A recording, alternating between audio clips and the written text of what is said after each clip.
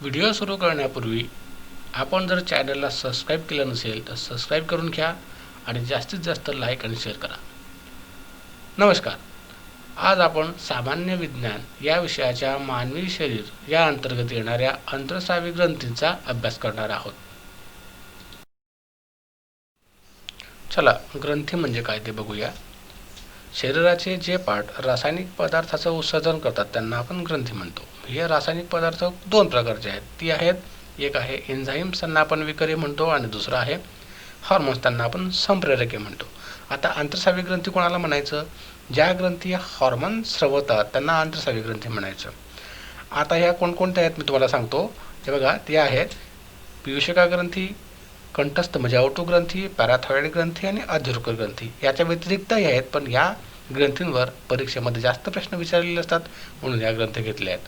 चला, आता आपण एक एक प्रत्येक ग्रंथीचा डिटेल अभ्यास करूया. चला, पहिली ग्रंथी बघूया, पीयूषिका ग्रंथी. याला इंग्रजीमध्ये पिट्युटरी ग्लँड्स असं म्हणतात. याचं स्थान मेंदूमध्ये असतं. नेमकं कुठे बघा, आकृतीमध्ये आपण बघूया. या ठिकाणी ही वाटाण्याच्या आकारासारखी दिसणारी ग्रंथी आहे पिट्युटरी ग्लँड्स. आता या ग्रंथीला मास्टर ग्लँड असं सुद्धा म्हणतात आणि टर्सिका सेल असं सुद्धा म्हणतात. लक्षात घ्या मित्रांनो, यावर प्रश्न बनतो, कोणत्या ग्रंथीला मास्टर ग्लँड म्हणतात किंवा टर्सिका सेल म्हणतात, तर उत्तर असणार आहे पिट्युटरी ग्लँड.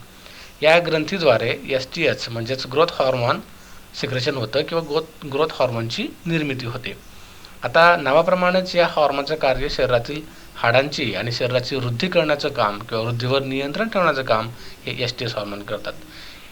असं जरी असलं तरी STH हॉर्मोन्स म्हणजे जे STH संप्रेषक जे आहेत हे मर्यादित पाहिजे आहे. ते जर कमी जास्त झालं तर तरीसुद्धा आपल्या मानवी शरीरामध्ये विविध प्रकारच्या समस्या निर्माण होतात. त्या कोणत्या होतात ते आपण बघूया. प्रौढांमध्ये जर का या ग्रोथ हॉर्मोनचं प्रमाण जास्त झालं तर ॲक्रोमेगली नावाची समस्या उद्भवते आणि कमी झाल्यास सिमोडोस नावाची समस्या. लहान मुलांमध्ये जास्त असेल तर जिग्नॅटिझम नावाची समस्या निर्माण होते आणि कमी असेल तर बुडकेपणा म्हणजे डॉर्फिझमची समस्या उद्भवते. अजून एक महत्त्वाचं सांगतो मित्रांनो, मानवी शरीरातील सर्वात लहान ग्रंथी आहे पिट्युटरी ग्लँड. याच्यावर प्रश्न बनतो. आतापर्यंतच्या बऱ्याच स्पर्धा परीक्षांमध्ये विचारला गेलेला प्रश्न आहे, मानवी शरीरातील सर्वात लहान ग्रंथी कोणती आहे, तर पिट्युटरी ग्लँड्स. आता ह्या पिट्युटरी ग्लँड्सकडनं हा मेन हॉर्मोन्स आपण पाहिला STH. याच्या व्यतिरिक्त सुद्धा या ग्रंथीद्वारे हॉर्मोनचं सिक्रेशन होतं. ते कोणकोणते आहेत ते आपण बघूया. बघा, STH हॉर्मोन व्यतिरिक्त पुढील हॉर्मोन ही पिट्युटरी ग्लँड्सकडनं सिक्रेशन होतं ते बघूया. TSH हॉर्मोन, हा हॉर्मोन कंठग्रंथीवर नियंत्रण ठेवतो. ATCH हे संप्रेरक अधीरुकर ग्रंथीवर नियंत्रण ठेवतात. लक्षात घ्या, हॉर्मोन याला मराठीत संप्रेरक म्हणतो आपण. प्रोलॅक्टिन आणि लिओटोट्रॉपिक LH हॉर्मोन हे सुद्धा पिट्युटरी ग्लँडकडनंच निर्मिती होते. यांचं कार्य आहे स्तनग्रंथीची वाढ, विकास आणि दुधाच्या निर्मितीवर नियंत्रण ठेवणं या LH हॉर्मोनचं कार्य आहे. नंतर आहे GTH हॉर्मोन्स, हे जननग्रंथीवर नियंत्रण ठेवतात. याच्या संदर्भात आपण रिप्रोडक्टिव्ह सिस्टीम किंवा प्रजनन संस्था यावर एक व्हिडिओ मी बनवणार आहे, तेव्हा आपण नक्कीच चर्चा करू. नंतर MTH हॉर्मोन्स हे सुद्धा पिट्युटरी ग्लँड्सकडनं सिक्रेशन होतं. याच्याद्वारे होतं काय की मेलनिन या रंगद्रव्यावर नियंत्रण राहतं. आता लक्षात घ्या मित्रांनो, जो काळा रंग त्वचेला प्राप्त होतो तो मेलेनिन या रंगद्रव्यामुळे होतो आणि याचं नियंत्रण MTH हा हॉर्मोन किंवा संप्रेरक करतं आणि ते आपण पिट्युटरी ग्लँड्सकडनं निर्मिती होते हे पाहिलं. पुढचं संप्रेरक आहे ADH. ADH हॉर्मोनसुद्धा या पिट्युटरी ग्लँड्सकडनं निर्मिती होते. याचं कार्य आहे वृक्कामधील पाणी शरीरात शोषणं. पुढचा हॉर्मोन अतिशय महत्त्वाचा आहे, याच्यावरचे बरेचदा प्रश्न विचारले गेले आहेत. ऑक्सिटोसिन. ऑक्सिटोसिन याला प्रसूती संप्रेरक म्हणतात. म्हणजेच नॅचरल डिलिव्हरीसाठी किंवा नैसर्गिक प्रसूतीसाठी लागणारं अत्यावश्यक हे असं हॉर्मोन आहे. त्याच्यामुळे स्नायूंचं तीव्र आकुंचन होतं आणि यामुळेच बाळाच्या जन्माच्या वेळी आईच्या शरीरामध्ये ऑक्सिटोसिन या संप्रेरकाचं असणं अत्यंत आवश्यक असतं.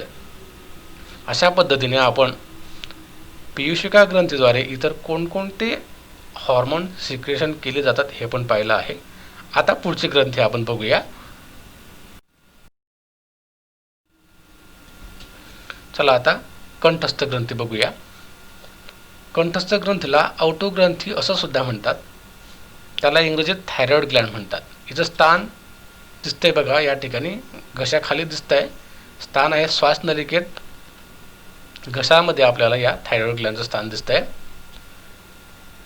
आंतरस्रावी ग्रंथीमधील सर्वात मोठी ग्रंथी आहे. लक्षात घ्या मित्रांनो, आंतरस्रावी ग्रंथी म्हणतोय मी, आंतरस्रावी ग्रंथी. असं जर विचारलं ग्रंथी मानवी शरीरातली सर्वात मोठी ग्रंथी, त्याचं उत्तर यकृत आहे. त्याचं उत्तर आहे यकृत. परंतु मी आंतरस्रावी ग्रंथी म्हणतोय. आंतरस्रावी ग्रंथी हा फसवा प्रश्न येऊ शकतो आणि पर्यायामध्ये यकृत असणार. म्हणून प्रश्न बघा, आंतरस्रावी ग्रंथीतील सर्वात मोठी ग्रंथी विचारली तर उत्तर असणार आपलं थायरॉइड ग्लँड. बघा आता TSH हॉर्मोन थायरॉइड ग्रंथीला हॉर्मोन स्रवण करण्यास प्रेरित करतं. आता आपण TSH हॉर्मोन बघितला मागच्या याच्यामध्ये आपण हे जो TSH हॉर्मोन आहे हा पिट्युटरी ग्लँड्सकडनं सिक्रेशन केलं जातं आणि हा हॉर्मोन काय करतो, या थायरॉइड ग्लँडला हॉर्मोन निर्मितीसाठी प्रेरित करतो. मग या थायरॉइड ग्लँडकडनं कोणता हॉर्मोन होतो तयार, तर तो आहे थायरॉक्सिन. लक्षात घ्या, TSH हॉर्मोन तर पिट्युटरी ग्लँड तयार करते, पण ही ग्रंथी कोणता हार्मोन तयार करते, तर मग थायरॉक्सिन हॉर्मोन. आता थायरॉक्सिन हॉर्मोन कोणत्या ग्रंथीकडनं स्रवला जातो, तर उत्तर असणार आहे आपलं कंठस्थ ग्रंथी. या ठिकाणी मग हे हॉर्मोनची निर्मिती होण्यासाठी गरज असते आयोडीनची. आयोडीनची आवश्यकता या थायरॉक्सिन ग्लँडसाठी असते आणि त्याच्यामुळे मग चयापचय क्रियेवर नियंत्रण ठेवलं जातं. या थायरॉइड ग्लँडला इंडोक्राईन सिस्टीमचा पेसमेकर म्हणतात. या थायरॉइड ग्लँडला इंडोक्राईन सिस्टीमचा पेसमेकर म्हणतात. या थायरॉक्सिनमध्ये आयोडीनचं प्रमाण सुद्धा अधिक असतं. या हॉर्मोनच्या कमतरतेमुळे गलगंड नावाचा आजार होतो, आपलं सर्वांना माहीत आहे. म्हणजेच कंठग्रंथीचा आकार वाढतो आणि आपल्या गळ्याच्या भोवती असं मोठं मांस साचलेलं आपल्याला दिसतं, त्याला गलगंड आपण म्हणतो. तो कमी कशामुळे होतो, तर आयोडीनच्या कमीने. आयोडीनच्या कमीमुळे काय होतं, थायरॉक्सिन हॉर्मोनची निर्मिती थांबते आणि पर्यायाने आपल्या गळ्याचा आकार वाढतो, त्याला आपण गलगंड म्हणतो.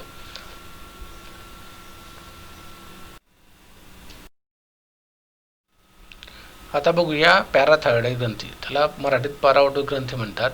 ही ग्रंथी थायरॉइड ग्रंथीच्या अगदी मागच्या बाजूला असते. चित्रात बघूया आपण. हे बघा, हा जो दिसतोय हा थायरॉइड ग्रंथीचा फ्रंट व्ह्यू आहे आणि बॅक व्ह्यू आहे. या बॅक व्ह्यूमध्ये हे जे आपल्याला स्पॉट दिसत आहेत दोन अशा प्रकारचे, यांना आपण पॅराथायरॉइड ग्लँड किंवा परावटो ग्रंथी म्हणतो. मग या ग्रंथीचं काम काय, तर या ग्रंथीमधून जे निघालेले हॉर्मोन्स असतात, म्हणजे या ग्रंथीने तयार केलेले हॉर्मोन्स असतात, हे रक्तामधलं कॅल्शियमचं प्रमाण नियंत्रित करतात. प्रश्न पडतो आपल्याला की मग हे हॉर्मोन्स कोणते, तर या दोन प्रकारच्या हॉर्मोन्स या पॅराथायरॉइड ग्रंथीकडनं तयार होतात. पहिला आहे पॅराथायरॉइड हॉर्मोन्स आणि दुसरा आहे कॅल्सिटोनिन हॉर्मोन्स. आता दोन का, कारण हे बॅलन्स करतात कॅल्शियमचं. जर का रक्तामधले कॅल्शियमचे प्रमाण कमी होत असलं, तेव्हा मग सिक्रेशन होतं या पॅराथायरॉइड हॉर्मोनचं, आणि रक्तामध्ये जर का कॅल्शियमचं प्रमाण जास्त होत असलं तर मग सिक्रेशन होतं कॅल्सिटोनिनचं. अशा पद्धतीने कॅल्शियमचं प्रमाण जर कमी होत असेल तर पॅराथायरॉइड हॉर्मोन होणार आणि कॅल्शियमचं प्रमाण जास्त असेल तर कॅल्सिटोनिनचं सिक्रेशन होणार. मित्रांनो, या दोन हॉर्मोनच्या असंतुलनामुळे पाथरी नावाचा आजार होतो. या दोन हॉर्मोनच्या असंतुलनामुळे पथरी नावाचा आजार होतो, हे आपल्याला माहिती असायला पाहिजे. चला पुढची ग्रंथी बघूया, ॲड्रेनल ग्रंथी. याला मराठीत अधिवृक्क ग्रंथी असं म्हणतात. याचं स्थान किडनीच्या वरच्या भागात असतं. ते आपण चित्रात चांगलं आपल्याला दिसेल, स्पष्ट होईल. हे बघा, या दोन किडन्या त्याच्या वरच्या भागावर आपल्याला अधिवृक्क ग्रंथी दिसते आहे या ठिकाणी. आता या ॲड्रेनल ग्रंथीद्वारे तयार होणारे जे हॉर्मोन आहेत किंवा संप्रेरक आहेत, यांना जीवनरक्षक हॉर्मोन किंवा आपत्कालीन हॉर्मोन असं आपण म्हणतो. कारण राग, भीती, तणाव या स्थितीमध्ये सुद्धा ते आपल्याला सावरतात, म्हणून त्यांना आपत्कालीन हॉर्मोन आणि जीवनाचे रक्षक हॉर्मोन असं आपण म्हणतो. मग शिवाय या ग्रंथीतून स्रवणारे हॉर्मोन रक्तदाबाचं सुद्धा नियंत्रण करतात. म्हणजे ब्लड प्रेशर सुद्धा नियंत्रित करणारे हॉर्मोन ॲड्रिनल ग्रंथी म्हणजे अधिवृक्क ग्रंथीतून तयार होत असतात. आता या ॲड्रिनल ग्रंथीचे दोन पार्ट आहेत आणि कोणकोणत्या भागातून कोणते हॉर्मोन सिक्रेशन होतं ते आपण बघूया. या ॲड्रिनल ग्रंथीचे दोन पार्ट आहेत. पहिला पार्ट आहे तुमचा कोर्टेक्स आणि दुसरा पार्ट आहे तुमचा मेडुला. लक्षात घ्या, याच्यावर पण प्रश्न विचारतात. मेडुला हा पार्ट कोणत्या ग्रंथीचा आहे किंवा कोर्टेक्स हा पार्ट कोणत्या ग्रंथीचा आहे. मग या कोर्टेक्स पार्टमध्ये काय होतं, ग्लुकोकार्टिकॉइड नावाचा हार्मोन सिक्रेशन होतं. ग्लुकोकार्टिकॉइड नावाचा हार्मोनचं सिक्रेशन होतं. मग हे ग्लुकोकार्टिकॉइड जे आहे हे कार्बोदके आणि प्रोटीन यांचं नियंत्रण करतं. आता या कोर्टेक्स पार्टमध्ये जर काही प्रॉब्लेम झाला इकडच्या याच्यामध्ये जर काही प्रॉब्लेम झाला तर एडिसन नावाचा आजार होतो आणि मित्रांनो 2 किंवा 3 दिवसामध्ये माणसाचा मृत्यूसुद्धा होतो. शिवाय या ॲड्रिनल ग्रंथीच्या कोर्टेक्स पार्टमध्ये सेक्स हॉर्मोनसुद्धा सिक्रेशन होतात. आता आपण बघूया मेडुला पार्ट. मेडुला पार्ट्समध्ये एपिनेफ्रिन नावाचं हार्मोन सिक्रेशन होतं. हे एपिनेफ्रिन काय करतं, हृदयाचे ठोके जर अचानक बंद पडले तर परत सुरू करण्याचं काम हा एपिनेफ्रिन नावाचा हॉर्मोन्स करत असतो. म्हणजेच ॲड्रिनल ग्रंथी फार महत्त्वाची आहे. ह्या ग्रंथीवर परीक्षेमध्ये बरेच प्रश्न विचारलेले असतात. म्हणून जरा व्हिडिओ परत ऐका जेणेकरून तुमच्या परीक्षेतले या भागावर विचारलेले 1-2 मार्क पक्के होतील. आता बघा, या ग्रंथी स्रवणाऱ्या हॉर्मोनला फाईट अँड फ्लाईट हॉर्मोन म्हणतात. बघा, लढा आणि उडा चे हॉर्मोन्स कोणाला म्हणतात तर ॲड्रिनल ग्रंथीला. ॲड्रिनल ग्रंथीकडनं जे हॉर्मोन्स सिक्रेशन होतं त्या सगळ्या हॉर्मोन्सला फाईट अँड फ्लाईट हॉर्मोन असं म्हणतात.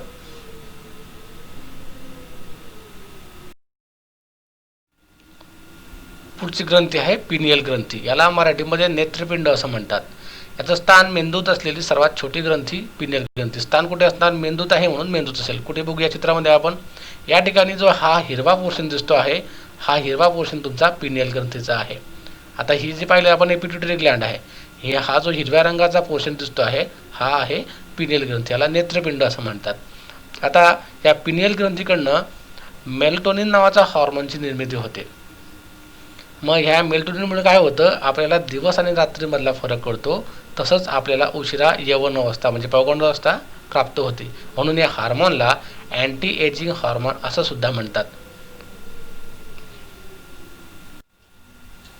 आता बघूया पुढची ग्रंथी जनन ग्रंथी. जनन ग्रंथीमध्ये म्हणजे हे आपले रिप्रोडक्टिव्ह सिस्टीममध्ये आपण बघणार आहोत. पुरुषांमध्ये वृषण या भागात टेस्टोस्टेरॉन नावाचं हॉर्मोन किंवा संप्रेरक निर्माण होतात आणि स्त्रियांमध्ये अंडाशय या भागामध्ये प्रोजेस्टेरॉन नावाचा हॉर्मोन तयार होतो. आता इस्ट्रोजन नावाचा हॉर्मोन दोन्हींमध्ये असतो, पुरुषांमध्ये सुद्धा असतो आणि स्त्रियांमध्ये सुद्धा असतो. इस्ट्रोजनचं प्रमाण पुरुषात फार कमी असतं आणि स्त्रियांमध्ये जास्त असतं.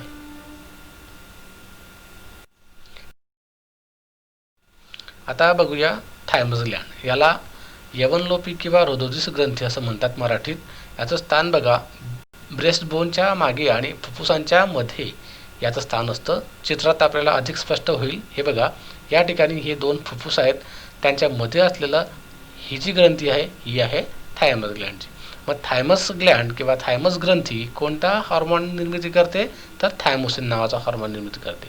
आता थायमोसिन काय करतं तर ते कायसाठी गरजेचं असतं तर आपल्या शरीरामध्ये ज्या टी सेल आहेत, टी पेशी आहेत, त्यांच्या परिपक्वतेसाठी ते गरजेचं आहे. म्हणजे मॅच्युरिटीसाठी, मॅच्युअर होण्यासाठी. मित्रांनो, या ठिकाणी फार गमतीशीर गोष्ट अशी आहे की जेव्हा आपल्या शरीरातल्या पांढऱ्या पेशी ह्या थायमस ग्लँडच्या संपर्कात येतात, कॉन्टॅक्टमध्ये येतात, तेव्हा त्या पांढऱ्या पेशींचं रूपांतर टी सेलमध्ये होतं, ह्या टी सेलमध्ये. आणि ह्या टी सेल केव्हा ॲक्टिवेट होतात जेव्हा त्या परिपक्व होतात, मॅच्युअर झाल्यानंतर. म्हणजे ह्या टी सेल मॅच्युअर झाल्यानंतर ॲक्टिवेट होतात. म्हणजे मॅच्युअर करण्याचं काम कोण करतं तर थायमोसिन हॉर्मोन करतो. अतिशय महत्त्वाचं आहे मित्रांनो, कारण पांढऱ्या पेशी ह्या आपल्या इम्युन सिस्टीम म्हणजे रोगप्रतिकारक शक्ती संदर्भातल्या महत्त्वाच्या पेशी आहेत. हे ॲक्टिव्ह केव्हा होतात जेव्हा ते थायमोसिन हॉर्मोनद्वारे परिपक्व होतात, मॅच्युअर होतात, तेव्हा ते ॲक्टिव्ह होतात. आणि म्हणून आपली जर रोगप्रतिकारक शक्ती आपल्याला चांगली ठेवण्यासाठी कोणता हॉर्मोन मदत करत असेल तर तो आहे थायमोसिन हॉर्मोन. आता याच्यामुळे रोगप्रतिकारक शक्ती वाढते आणि महत्त्वाची आणि एक इंटरेस्टिंग अशी गोष्ट आहे की वाढत्या वयानुसार म्हणजे वयवर्षे 65-70 नंतर या थायमस ग्रंथी लोप पावतात, म्हणून यांना यौवनलोपी ग्रंथी असं म्हणतात. म्हणजेच कालांतराने वयाच्या 65 किंवा 70 वर्षाच्या आसपास या ग्रंथीचं रूपांतर फॅटमध्ये होतं आणि आपल्याला ग्लँड दिसेनासे होते आणि बहुतेक त्यासाठीच वयवर्ष 65-70 नंतर प्रतिकारशक्ती आपली कमी होते, कारण त्या ठिकाणी या टी सेल ज्या आहेत, टी पेशी आहेत, या थायमस ग्लँडच्या कॉन्टॅक्टमध्ये येत नाहीत आणि पुढे ते परिपक्व होत नाहीत आणि परिपक्व न झाल्यामुळे रोगप्रतिकारक जी क्षमता जी ॲक्टिव्ह असते ती कमी प्रमाणात असते. असं जरी असलं तरी वयाची 65 वर्षापर्यंत या थायमस ग्लँडने थायमोसिन हॉर्मोनद्वारे आपलं काम पूर्ण करून गेलेलं असतं.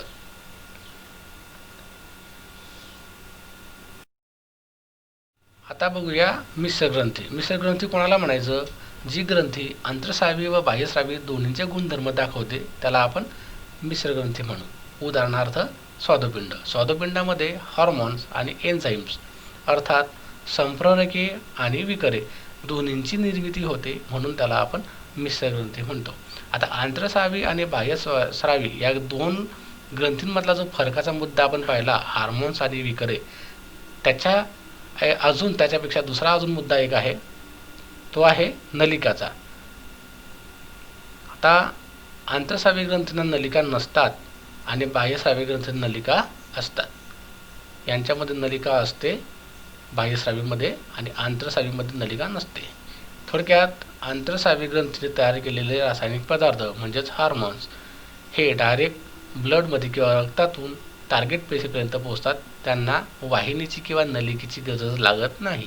त्याच्या उलट बाह्यस्रावी ग्रंथीने तयार केलेले जे पदार्थ आहेत ते टार्गेट पेशीपर्यंत पोहोचण्यासाठी त्यांना नलिकेची गरज असते, म्हणून त्यांना आपण बाह्यस्रावी ग्रंथी म्हणतो. लक्षात घ्या, हा मुद्दा आपला बाकी होता तो आपण घेतला. आता आपण येऊया आपल्या स्वादुपिंडाकडे. स्वादुपिंड मिश्र ग्रंथीमध्ये येतं म्हणून ते दोन्ही प्रकारचे. हे चित्र बघा, दोन्ही प्रकारचे जे रासायनिक पदार्थ आहेत ते सिक्रेशन करते. पहिला प्रकार तो पाहूया आपण, हार्मोन म्हणजे संप्रेरके. आता या स्वादुपिंडामध्ये विविध कोशिका असतात. त्या कोणत्या? अल्फा, बीटा आणि गॅमा त्या असतात. अल्फा पेशी आहेत, त्यांच्यामध्ये ग्लुकागोन नावाचा हॉर्मोनची निर्मिती होते. बीटा पेशीमध्ये इन्शुलिन हॉर्मोन स्रवतात, म्हणजे इन्शुलिन हॉर्मोनची निर्मिती कुठे होते? बीटा पेशींमध्ये. म्हणजे थोडक्यात स्वादुपिंडातल्या बीटा पेशीमध्ये इन्शुलिनची निर्मिती होते, गॅमामध्ये सेमिटोट्रोपिनची निर्मिती होते. आता आपण कोणकोणते एन्झाईम्स म्हणजे विकरे स्वादुपिंड तयार करतो ते बघूया. एन्झाईम्स बघू कोणकोणते आहेत. ते आहेत ट्रिप्सिन, अमायलेज आणि लायपेज. या तिन्ही प्रकारचे विकरे स्वादुपिंडामध्ये तयार होतात. इकडे बघूया आता इन्शुलिनचं. इन्शुलिन रक्तातील साखरेचं प्रमाण नियंत्रित करतं आणि म्हणून इन्शुलिनच्या कमतरतेमुळे आपल्या मानवी शरीराला मधुमेहाचा किंवा डायबिटीजचा आजार होतो. म्हणजे थोडक्यात आपल्याला असं म्हणता येईल की मधुमेहाच्या रोग्यामध्ये इन्शुलिनचं प्रमाण कमी असतं. लक्षात घ्या, इन्शुलिनचं प्रमाण कमी झाल्यावर कोणता आजार होतो? मधुमेह. कमी प्रमाण लक्षात असू द्या. आता आपण ज्या सर्व ग्रंथी पाहिल्या त्या एका चित्राद्वारे बघूया. त्याचं लोकेशन कुठे कुठे आहे ते बघा. पिनियल ग्रंथी, पिट्युटरी ग्रंथी, थायरॉइड ग्रंथी, थायमस ग्रंथी, ॲड्रिनल ग्रंथी, पॅनक्रियाज म्हणजे स्वादुपिंड, ओव्हरी आणि टेस्टिस. हे दाखवण्याचा उद्देश असा की परीक्षेमध्ये या विविध ग्रंथीचं स्थान विचारतात, म्हणून एक चित्र आपल्या डोळ्यासमोर उभं राहावं हा उद्देश आहे. आता अशा पद्धतीने मित्रांनो आपण चांगल्या प्रकारे सगळ्या ग्रंथी पाहिल्या. आता आपण या घटकावर आधारित क्वेश्चन आन्सरची टेस्ट लावलेली आहे, ती आपण सोडून बघूया. चला बघा, पहिला प्रश्न, क्षार नियंत्रण हे मानवी शरीरातील कार्य ॲड्रिनल ग्रंथीकडून केलं जातं. त्या कोठे विसावलेल्या असतात? 2016ला आलेला प्रश्न. आपण चित्र बघितलं होतं मग, अशी बघा मी सांगितलं होतं तुम्हाला कुठे असतात त्या मूत्रपिंडावर. याचं उत्तर आहे 2. प्रश्न दुसरा, मानवी शरीरातील कोणत्या ग्रंथीस मास्टर ग्रंथी म्हणतात? बघा, मास्टर ग्रंथी कोणत्या शरीरात म्हणतात? पियूषका ग्रंथीला मास्टर सेल. मी सांगितलं होतं बघा पहिलीच ग्रंथी पाहताना आपण. प्रश्न तिसरा, 4 वर्ष वयाच्या मुलाच्या इंटिरियर पिच्युटरी एका अपघातात गंभीर हानी पोहोचली होती, तरीही तो तग धरून जिवंत राहिला, त्याचे काय होऊ शकते? सोडायला आलेला प्रश्न लक्षात घ्या. आता पिट्युटरी ग्लॅंड म्हणजेच आपली पीयूषिका ग्रंथी. पीयूषिका ग्रंथीचं मुख्य हार्मोन कोणता होता? ग्रोथ हार्मोन, त्याला एस्टेज हार्मोन म्हणतो आपण. म्हणजेच वाढ संबंधित समस्या या ठिकाणी निर्माण होणार. मग वाढीच्या संदर्भातला पर्याय बघा बरं. या ठिकाणी मुलाच्या उंचीची वाढ कुंठित होईल, हे उत्तर त्याचं बरोबर असणार आहे. या ठिकाणी बघा, या ठिकाणी आयोगाने पिट्युटरी हा इंग्रजी शब्द घेतला आहे, पीयूषिका ग्रंथी शब्द घेतलेला नाही. म्हणून आपण प्रत्येक ग्रंथी बघताना त्याचं इंग्रजी नावसुद्धा घेतलेलं आहे. चला आता पुढचा प्रश्न बघूया. खालील संप्रेरकांपैकी कोणते विसंगत आहे? खालील संप्रेरकांपैकी कोणते विसंगत विधान आहे? 13ला विचारलेला प्रश्न. ग्लुकोकार्टिकोइड, प्रोजेस्टेरॉन, टेस्टोस्टेरॉन, इन्सुलिन. थोडा विचार करण्यासारखा प्रश्न. लक्षात घ्या, हा सुद्धा हार्मोन जो आहे तो आंतरस्रावी ग्रंथीचा आहे, हा पण आंतरस्रावी ग्रंथीचा आहे, हा पण आंतरस्रावी ग्रंथीचा आहे. मात्र इन्सुलिन हे जे हार्मोन सिक्रेशन आहे स्वादुपिंडाचं आहे, आणि स्वादुपिंड हे जे आहे ते मिश्र ग्रंथीचं उदाहरण आहे. कोणत्या ग्रंथीचं आहे? मिश्र ग्रंथी. म्हणजे सिक्रेशन कोणतं कशाद्वारे झालं तर मिश्र, म्हणून हे तिन्ही सारखे आहेत. आणि हा चौथा पर्याय विसंगत म्हणजे वेगळा, म्हणून पर्याय क्रमांक 4 तुमचं उत्तर असणार आहे. पुढचा प्रश्न बघूया. कोणता हॉर्मोनला लढा उडा किंवा फाईट अँड फ्लाईट हॉर्मोन म्हणतात? बघा, मी सांगितलं तुम्हाला कोणता? ॲड्रेनल. म्हणजेच ॲड्रेनल ग्रंथी, अधिरूक ग्रंथीमधले हॉर्मोन्स त्यांना आपण लढा आणि उडा हॉर्मोन म्हणतो. आपण पाहिलं होतं ते. पुढचा प्रश्न आहे, नैसर्गिक प्रसूतीसाठी लागणारे संप्रेरक कोणते? तर कोणता आहे? आपण पाहिलं होतं बघा, सांगितलं तुम्हाला ऑक्सिटोसिन प्रसूती संप्रेरक. याचं उत्तर 1 उत्तर बरोबर आहे. बघूया पुढचा प्रश्न. इन्सुलिन कोणत्या कोशिकामधून स्रवते? बघा, मी सांगितलं होतं बीटा कोशिका. याचं उत्तर राईट आन्सर असणार आहे. मानवी गलगंड टिंबटिंबशी संबंधित आहे. बघा, आता गलगंड, अन्नातली आयोडीनची कमतरता आपण पाहिलं आहे. आयोडीनच्या अभावी कमतरतेमुळे हा गलगंड आजार होतो, हे पण उत्तर बरोबर आहे. आउटू ग्रंथीचे जास्त वेगाने कार्य होणे, म्हणजे आउटू म्हणजे आपली ती थायरॉइड ग्लॅंड, जास्त वेगाने कार्य झालं म्हणजे अतिवेगाने आयोडीनचं शोषण होणार, म्हणजे आयोडीनची कमतरता भासणार, हे पण उत्तर ऑप्शन बरोबर आहे. रक्तामधील आयोडीनचं अतिवेगाने शोषण झाल्यामुळे आयोडीनची कमतरता भासते, आणि म्हणून तिन्ही कारण बरोबर आहेत, म्हणून उत्तर वरील सर्व बरोबर आहे. प्रश्न क्रमांक 9. थायमस म्हणजे यवनलोपी ग्रंथी शरीरात कुठे असते? कुठे असते? बघा, मी सांगितलं तुम्हाला ब्रेस्ट बोनच्या मागे आणि 2 फुफ्फुसांच्या मध्ये. चित्राद्वारे आपण या गोष्टी स्पष्ट केलेल्या आहेत. मग याचं उत्तर आहे ए, ब्रेस्ट बोनच्या मागे आणि फुफ्फुसांच्या मध्ये. चला पुढचा प्रश्न बघूया. पुढचा प्रश्न आहे मित्रांनो, मानवी शरीरात खालीलपैकी कोणते संप्रेरक रक्तातील कॅल्शियमचे प्रमाण नियंत्रित करते? तर पर्याय बघा, वृद्धी संप्रेरक, पॅराथायरॉइड संप्रेरक, थायरॉक्सिन संप्रेरक आणि ग्लुकागॉन संप्रेरक. कोणता आहे? मी सांगितलं तुम्हाला पॅराथायरॉइड संप्रेरक. पर्याय क्रमांक 2 याचं उत्तर असणार आहे. पुढचा प्रश्न, आयोडीनयुक्त हॉर्मोन कोणता आहे? कोणता आहे? याचं खरं उत्तर आहे थायरॉक्सिन संप्रेरक. मी सांगितलं तुम्हाला. आणि शेवटचा प्रश्न बघूया. What 2 hormones are produce by pancreas? Pancreas म्हणजे स्वादुपिंड. स्वादुपिंडाकडून कोणकोणते 2 हॉर्मोन्स निर्मिती होते किंवा सिक्रेशन होतं ते आपण बघूया. पहिला आहे एपिफेरियन नेफ्रोलिपिस. आता बघा, सांगताना तुम्हाला सांगितलं स्वादुपिंडाचं हॉर्मोन कोणता? अल्फा कोशिकेतून ग्लुकागॉन आणि बीटा कोशिकेतून इन्सुलिन. मग इन्सुलिन आणि ग्लुकागॉन हे याचं उत्तर असणार आहे. पर्याय क्रमांक 2 हे मी तुम्हाला सांगितलं होतं. अशा प्रकारे मित्रांनो आपण हा घटक चांगल्या पद्धतीने अभ्यासला आहे. क्वेश्चन आन्सर टेस्ट लावून सगळे प्रश्न चांगल्या पद्धतीने आपण सोडवलेत. असाच तुम्ही परत परत या व्हिडिओ बघा, सराव करा, आणि मला कमेंट्समध्ये तुम्हाला कोणत्या घटकावर या प्रकारचा व्हिडिओ बनवून पाहिजे ते मला सांगा. त्यावर नक्कीच माझ्याकडनं प्रयत्न असेल. त्यामुळे तुम्ही हा व्हिडिओ मन लावून ऐकलात, क्वेश्चन आन्सर टेस्ट केलीत, त्याबद्दल सर्वांचे आभार. धन्यवाद.